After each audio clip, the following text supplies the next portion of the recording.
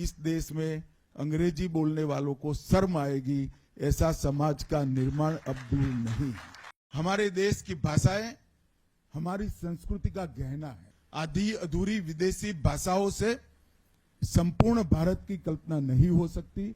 मेरी बात याद रखना, हम सबके जीवन में, मेरी बात ध्यान से सुनना, हम सबके जीवन में इस देश में अंग्रेजी बोलने वालों को शर्म आएगी, ऐसा समाज का निर्माण अब दूर नहीं।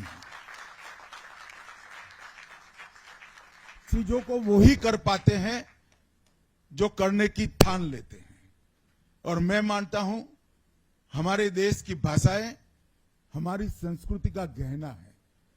हमारे देश की भाषाओं के बगैर हम भारतीय ही नहीं रहते हैं। हमारा देश, इसका इतिहास, इसकी संस्कृति, ये हमारा धर्म, इसको समझना है तो कोई विदेशी भाषा में नहीं समझा सकती। आधी अधूरी विदेशी भाषाओं से संपूर्ण भारत की कल्पना नहीं हो सकती। वो केवल और केवल भारतीयता से हो सकती है, भारतीय भाषा से हो सकती है। मुझे पूरा बोध है कि लड़ाई कितनी कठिन है, मगर पूरा विश्वास है कि लड़ाई भारत का समाज जीतेगा और फिर से एक बार आत्मगौरव के साथ हमारी भाषाओं में हम हमारा देश भी चलाएंगे, सोच भी करेंगे, शोध भी करेंगे, नतीजे भी निकालेंगे और विश्व का नेतृत्व भी करेंगे। इसमें कोई संशय किसी को रखने की जरूरत नहीं। मित्रों, मोदी जी ने अमृत काल के लिए पंच प्राण की नींव रखी है।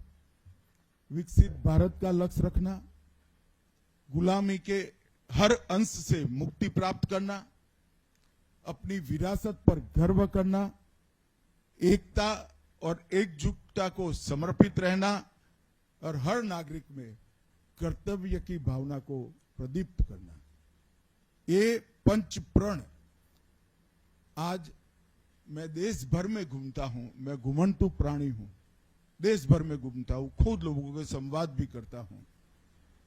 आज ये पंच प्रण एक नेता ने देश की जनता के सामने रखा हुआ लक्ष्य नहीं है। 130 करोड़ लोगों का ये संकल्प बन चुका है। इसीलिए मैं कहता हूं कि 2047 में विश्व में हम सर्वोच्च स्थान पर होंगे। इसमें हमारी भाषाओं का बहुत बड़ा योगदान भी होगा और हमारी भाषाएं न केवल भारत, विश्व कल्याण के लिए भी उपलब्ध कराने में तकनीक के आधार पर हम सफल होंगे।